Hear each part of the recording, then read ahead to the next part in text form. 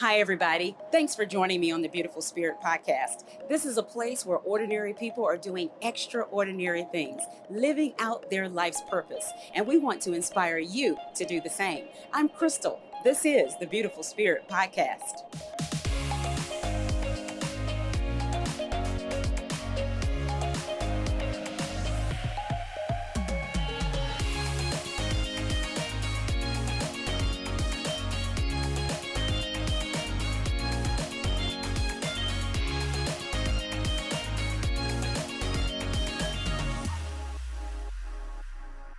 My first guest on episode 1 of the Beautiful Spirit podcast is Shana Trimble, and I am really happy to have her on the show.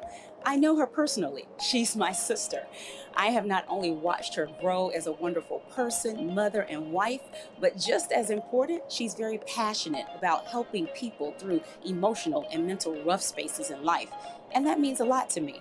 With all of the social distancing and loss of life in the world today, we need more of us watching out for the well-being of our community, our neighbors, friends, coworkers, and even strangers. Shana is a life coach, and she's helping people through her therapy practice, Imperfect Balance, in Tucker, Georgia, right outside of Atlanta. She's also an LMFT, and we talked about that in our Zoom chat. Thank you so much for joining the Beautiful Spirit podcast. Well, thank you for having me. How do you know that what you do matters in the community? Well, Crystal, I say this all the time, that a lot of what we do in the community is only recognized based on feedback, right? So feedback is either through someone telling us that we're doing well or that we're actually seeing that. I think from my point of view, as it relates to therapy, we have to take in mind that our best selves is who we are, right? So, and it's those group of people at their best self that impacts the community. So we kind of take it into consideration that whatever we're going through is only our issue, right? But we don't consider how our issues impact the things and people that we come in contact with. So our families, our coworkers, just the general population. So as we increase and better help people be their best selves, then that impact, right, on the community is definitely a better experience. And not just for the person that's suffering with the issue, but for everybody that you come in contact with. I wanted to share with you, I read a WashingtonPost.com article that the headline says, coronavirus is harming the mental health of tens of millions of people in the U.S., new poll finds. The tracking poll discussed in the article was done by the Kaiser Family Foundation. The poll found that 45% of adults say the pandemic has affected their mental health, and 19% say it has had a major impact. The writer goes on to say, the poll makes one thing clear: if you're scared, anxious, depressed, struggling with sleep through the night, or just on the edge, you are not alone. What do you think about that? Well, it speaks true to who we are just as individuals. I think a lot of times we're already suffering, right, with a lot of things that come on with our day to day. So especially for people who already have an onset of anxiety, who already have an onset of depression, or that they're struggling with trying to not be afraid, basically, of just their daily things. So then when you come into contact with a pandemic like the COVID-19, and then now all of a sudden you have an extra layer of society things that actually come into your home to make you afraid. It definitely increases the level of anxiety and depression that we have. With you not knowing about the status of your job, with you not noticing if you touch a buggy at the grocery store, if you're going to come in contact with something, it's definitely, it impacts us negatively. And definitely those more susceptible to mental health illnesses that already exist. So you have people that are already suffering versus people who now are introduced to that life, that they did not have anxiety initially, but now I can kind of relate to the person who did, because now I'm afraid, or it's constantly on my mind, or I'm constantly thinking about it. I'm having to put practices in place that is not just secure my physical, but it gives me an ease mentally. I totally agree with you. The day I spoke with you about coming on the Beautiful Spirit podcast, I think you mentioned to me that your schedule was slammed from like 3 to 10 p.m. that evening with your clients booking. Do you think that the escalation of your service, the need for your services, has been impacted by the global pandemic? Oh God, Crystal, I definitely. Just in sessions alone, the amount of time that I spend talking about the impact of COVID-19, even if that wasn't the original issue of why you became my client, it has now definitely been incorporated in treatment of whatever we were dealing with prior to. Taking So a forefront yeah, seat in your it session. definitely has. It definitely has. And again, not just on the clientele itself or my clients themselves, but also among therapists. We are also having to say, you know what, hey, our clients are suffering, but so are we. We're not excluded from, the society for which everybody else lives in just because, we have the professional background to help you with it. Yeah. Absolutely. I mean, I am sitting in my home studio that I created, and I see as you were talking, you raised and you had your gloves on, and Yeah. so we are having to interact in places where we're doing different things, and it's impacting all of us. Absolutely.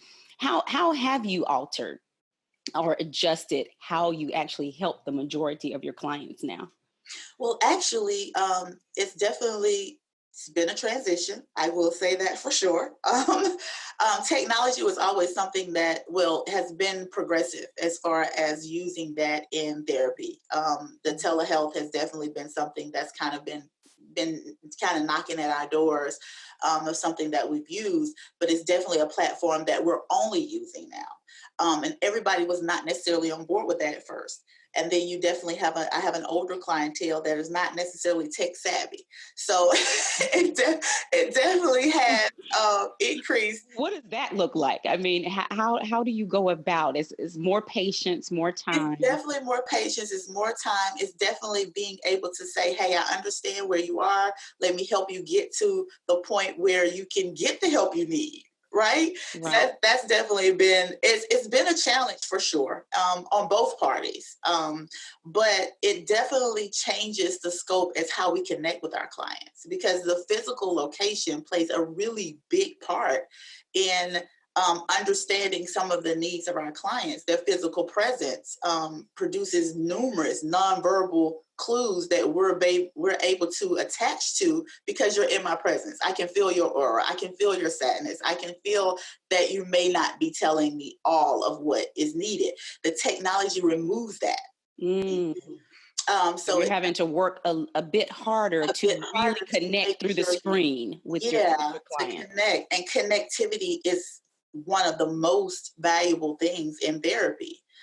So it definitely requires an extra layer of connectivity and understanding really clear and concise what the clients are suffering with. Really, really listening and Yeah, really, really watching. really, and just trying to really tap into it. So because you do have concerns such as like suicide and things like that that are not, that become very sensitive to this type of platform. So we just have to be really, really aware. Wow. Let's talk a bit about things that people do suffer with, like domestic violence, for instance. With all of the sheltering in place that we've all been doing lately, Mhm. do you think it could contribute to people being more vulnerable to domestic violence? I think so. I think so. I've definitely seen the opposite, but I do really think so, only because when you shelter in place and you're with someone 24 hours a day, 7 days a week, and there's really that a fear that we can't really go anywhere. So those, you already have those relationship stressors that if you were already in a domestic violence type of situation are there.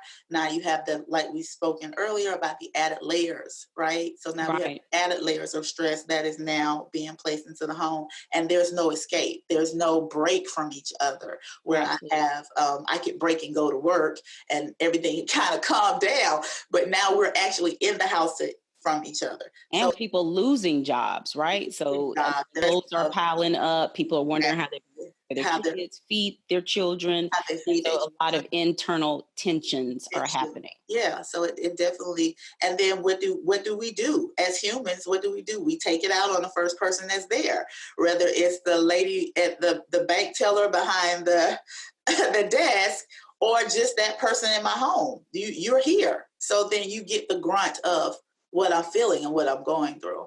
And so it's really a big deal, because let's say you have a domestic violence situation and someone calls in the police now also have a decision to make, because before it was very easy for them to say, okay, you leave, but now you say you leave and where do you go? Because you can't, shelter in with anybody anymore, And so it's just really, really a lot. Give me some telltale signs of abuse. As I thought about this question, it could actually be very tricky. The reason why I say that is because, for one, from a physical aspect, we kind of know to look for abuse as far as what we can see on our physicality. So you're looking for black eyes, you're looking for bruises, you're looking for those things. In addition, you're looking for abnormalities. Like, okay, I know this person may be abused, and now she or he is coming out and they have clothing on that does not go with the weather, right? So then there are signs that, okay, maybe they're hiding something or covering something up. But we also think domestic violence in a physical way. Our brains tend to always think physical, but there's so many other ways that domestic violence happen, whether it's economic or sexual or verbal or some level of control or coercion. All of that, those are forms of domestic violence. And all of them come with something very different as far as what it looks like. So some of the telltale signs is understanding the difference of the person.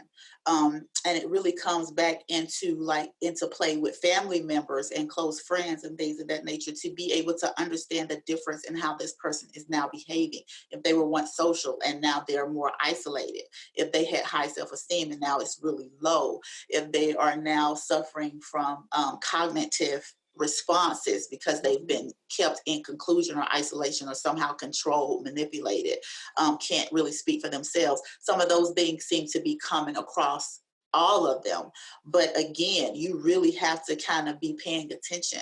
And even if you're feeling it, right? Because we do have those internal intuitions that, okay, maybe something is not right, then that's something that you should definitely dig into and ask for help, or ask them, because sometimes people are just waiting for you to say, do you need some help? I'm here.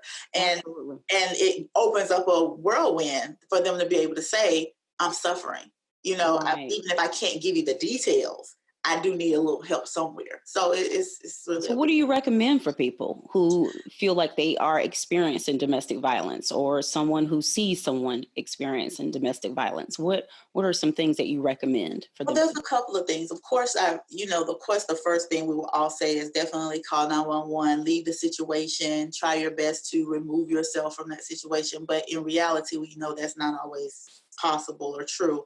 So there's things that we put in place, especially around safety plans. So the safety plans is like a really huge, helpful thing, because it helps you while you're in the relationship, if you're planning on leaving the relationship, after you leave the relationship, and they're personalizable and adjustable.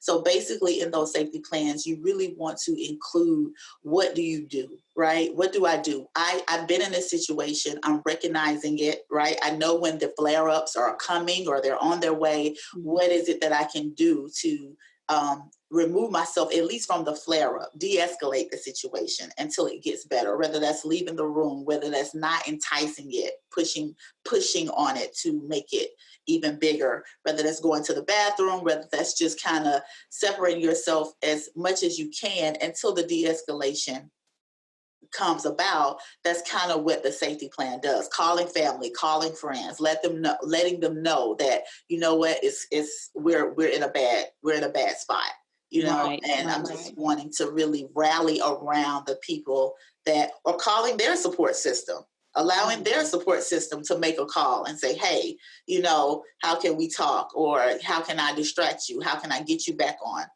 key? Okay, so you're saying call the abuser's support system. Definitely. That's a very important point. Yeah, that's part of if that is usually a support system, is a support system for you both. So if they're loving that person just as much as they love you, then they will jump in and say, possibly intervene. Yeah, where you can't. Or just, especially during the pandemic, if they can call them and say, hey, what's going on? You okay? Let's chat. Let's talk about it. Let's do, where they can't necessarily talk to you about it. So it's some important keys there. Right. So let's kind of put some bullet points on the screen for everyone. So we know first choice is what? 911.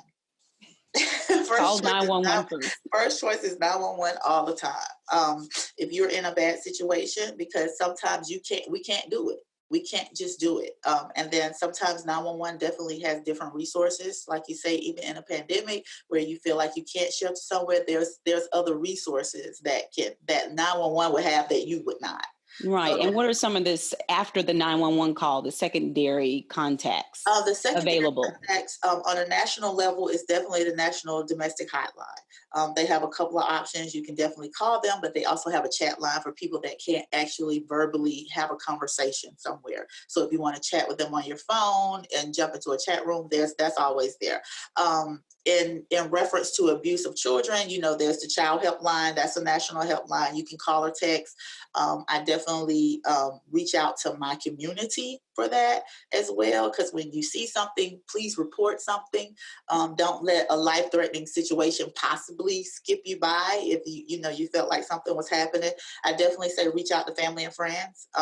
That's also something, because you can kind of make them aware that something is going on. So when you call them, they can kind of be on go. Right, absolutely. As well. Yeah. And then definitely connecting and understand your community resources, because there is a lot of helpful community resources around just domestic violence and abuse, shelters and things like that that's put in place to assist. Absolutely. I love to see something, say something, right? Yeah, definitely. In your house, in your neighborhood, in your family. Yeah. It doesn't matter. See something, say something. Definitely. Please, please. We do beg for that. Give me some key signs of depression in adults and children. And what should those people do if they think they are suffering with depression, or someone who's suffering with depression? Because I guess with domestic violence comes depression, right? Before or after, it's lingering there. Around. Yeah, definitely. So depression is kind of like a twofold. So there's some physical things as well as some mental things that, we need to be paying attention to. Some of the physical things include like sleep changes, appetite, whether it's, you use food to gain weight or you're not eating at all. There's some poor concentration there. These are things that we kind of can recognize on our own, right? So there's fatigue, and then there's some psychomotor agitations or retardations. And when we say agitations, that means, of course, you're agitated easily, right? You're agitated, you're irritable. Some of the things that you just wasn't an issue before are now really big. And then, of course, the retardation is when you feel like you just really moving slow, like I'm moving in a slow motion type of thing all the time. I feel delayed. Then there's the mental part. And the mental part comes with just a depressive mood overall. It's really different from just being sad, right? So it's very persistent. It's not sad. It's kind of emotion that I kind of feel in the moment, and then it kind of dissipates. It goes away. Depression is something that's persistent, reoccurring. I'm always in this deep thought of just not a happy place. There's feelings of worthlessness, and then of course the thoughts of death and suicide, where you're contemplating on if this is, is this state better if I wasn't here, right? So that is something that is kind of across the board with the children and adults. So it's really important. The only difference is who's responsible for recognizing the signs. I was going to say that, we have these intuitions, right? As adults, even as children, right? And we should really pay attention We do. It's that important. feeling about, is our loved one changing? Why are they acting differently? Yes. And like you said, people can cover and smile, but there's telltale signs even within that, where it's a bit of detachment that happens with the people who are suffering from depression. Yeah, it is. And that's why, from my therapeutic standpoint, it's very important for people to really stay connected to one another. Like being connected to one another is really huge. So you have, because that allows you to identify the signs, especially when it comes to your children. Right, when it comes to children, because they're not, even though they're feeling sad about something, they're not as in tune to what they need to do next. So the responsibility definitely falls on the caregiver. And if the caregiver, whether that's the parent, the aunt, the grandmother, is really connected with the children, then they can say, hey, I think my child needs some help.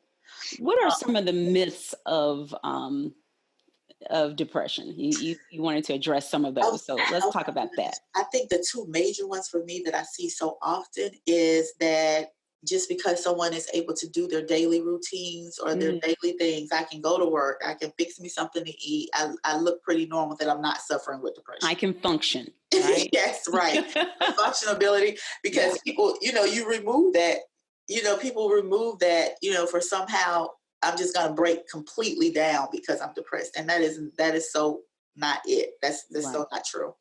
Another one that I often see that kind of, it touches me kind of emotionally, is the fact that, if they change something or do something a little different, then they'll just get over it. And just getting over it typically is not the case. Help is often and most times needed. So. Well, Shana, I know that people who are tuning in to this episode of the Beautiful Spirit podcast really value the information that you have been giving, and I really appreciate you coming on. But we're going to go on to something a little bit lighter. This segment is called #Quarantine Quiz. Okay. I will ask you 3 multiple choice questions. If you get 2 out of the 3 correct, the Beautiful Spirit podcast will donate $100 to your favorite cause or charity. So are you ready? I am. Okay, let's go. The first one is, what date did the statewide shelter-in-place order go into effect for the state of Georgia? A, April 2nd, 2020. B, December 15th, 2019. C, neither. Okay, so because I knew that the initial date was supposed to start on April the 14th, I think I'm going to go with April the 2nd. April the 2nd. That is correct. A. Okay. Cool. What is the phrase that means space between people? Okay. A, in this together. B, social distancing. C, hold my hand only. So I'm definitely going to say social distancing, not holding up the hands for sure. Right. Please wash those. Please wash those. Yes. Oh my gosh. So that is correct. Social distancing, B. The last one. What are some reasons a person might need to contact a licensed family and marriage therapist? A, to help with pandemic anxiety, fear, and depression. Okay. B, to help families cope with long periods of sheltering in place or isolation. Or C, both A and B. Well, I definitely have to say C, A and B. Yeah. Yes. I would hope you would know that one, right? Yeah, I would. I hope. Yeah. Okay, Shana, because you've answered all of the #Quarantine Quiz questions correct, the Beautiful Spirit podcast will donate $100 to your favorite charity. Can you tell the viewers or listeners what your favorite charity is? Well, my favorite charity is the City of Refuge. They are a 360 type of program that basically helps people in crisis. But in addition to people and families in crisis, they also help with people that are trying to get back into their community and just kind of reestablish themselves, either through employment, get rebonded with their families, As far as inmates are concerned, people that are suffering with domestic violence, they help them keep their families together in those cases. So they just really have a really well endowed 360 program that I just really love as far as what they're doing in the community. Well, thank you so much. And the Beautiful Spirit podcast is elated to donate to your favorite charity. Shana, I was just thinking, because so much has changed, what would you say that you've done or discovered that you can do without during this time? So I'll share first. Okay. I am doing without my gel nails. Oh, wow. So I've always had fragile nails. And so I've always had some type of coating on them, so that they wouldn't break. But now with all the sheltering in and our different service providers, the stores being closed down, Right. It's amazing how you can figure out what you just don't need, right? So, Yes, I mean, my hands look like I've been painting or washing cars, which I've been doing both. I'll probably share that. Yeah, so social media clips. I can attest to that. Yes. So, what would you say that you have discovered that you can do without, and it's okay? You know what? I have to say access. And when I say that access, thinking that I need to have access to the mall, to the grocery store on a constant day basis, I think it's access. I think, it's okay that those places are not open. It kind of helps you slow down, doesn't it? It does, and become resourceful. We have right in your own space. Yeah. For someone who's listening in and feels like they have been sitting on their life's purpose, and they're listening to Shana Trimble talk about what she does, what her passions are, and how she's using that for the community, and they want to do that. What are some of the tips that you can give to start their process, to get them on the road to moving in the direction of using their life purpose? I think connecting with self is huge. On the stance that you connect to see where you are and what you would like to do. How would you like to help? Are you a person that is a helper overall? Is that something that you really want to do? And if it is, then understanding the details of what it is required to actually get that next step. And are you ready to do that? Because you definitely have to be in a place, right? When it comes to like dealing with our purposes. I tell people all the time, sometimes you just have to pack yourself in a bag and drag yourself to the next spot. So, but either way, it requires some type of energy. It requires some type of effort. So are you in a place that is, okay, yeah, I've matched my life purpose with what I need to do next. Now, it's when I get to that, what I need to do next, do I have enough energy to actually push through and do that? Whether it's absolutely dragging so is there schooling involved? Does someone need to get a certain degree? It is. So you definitely need a master's degree in some type of counseling to actually pursue this level. So that's the dragging part. And then there is post-master's requirements. So there's internships and residencies that's required, as well as 2 years worth of hours and supervision and those things after obtaining your degree. So that is the work part of it. But if anybody ever wants to talk about it, I am definitely open. That's awesome. And we're going to get to your contact information in just a bit. Shana, you also have a contest giveaway for the audience. We love giveaways. Can you tell the audience about your giveaway? Well, yes. Well, in this session, since we're definitely talking about the pandemic, the COVID, depression, domestic violence, and things of that nature, I am offering a 30-minute session, a free 30-minute session to any of your winner of your giveaway. And that is only going to be allowed for the people that actually live in the state of Georgia. If they live out of the state of Georgia, then the $50 gift card will be issued in order for them to seek services in the state for which they reside.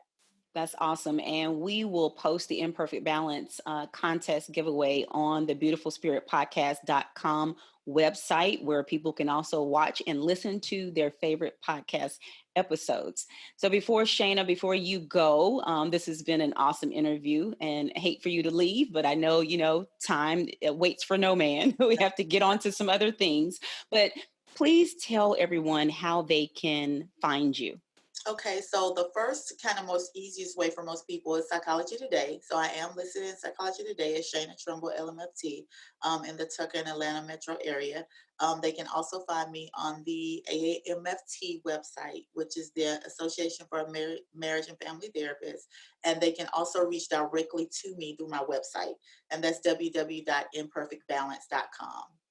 Thank you, Shana, so much for being my first guest on the Beautiful Spirit podcast. And I hope Thank you will you. join me again sometime in the future. No problem. Speak with you. Okay, great. Bye Have a bye. good one. Bye. I hope by sharing the stories of ordinary people doing extraordinary things will inspire you to do the same. Live out your life's purpose. Don't sit on it, get to it. I'm Crystal, your motivator on the Beautiful Spirit podcast.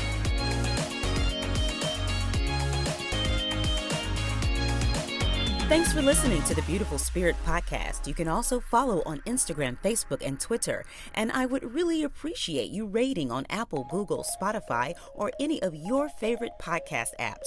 And don't forget to subscribe to receive all new episodes. This is the Beautiful Spirit podcast.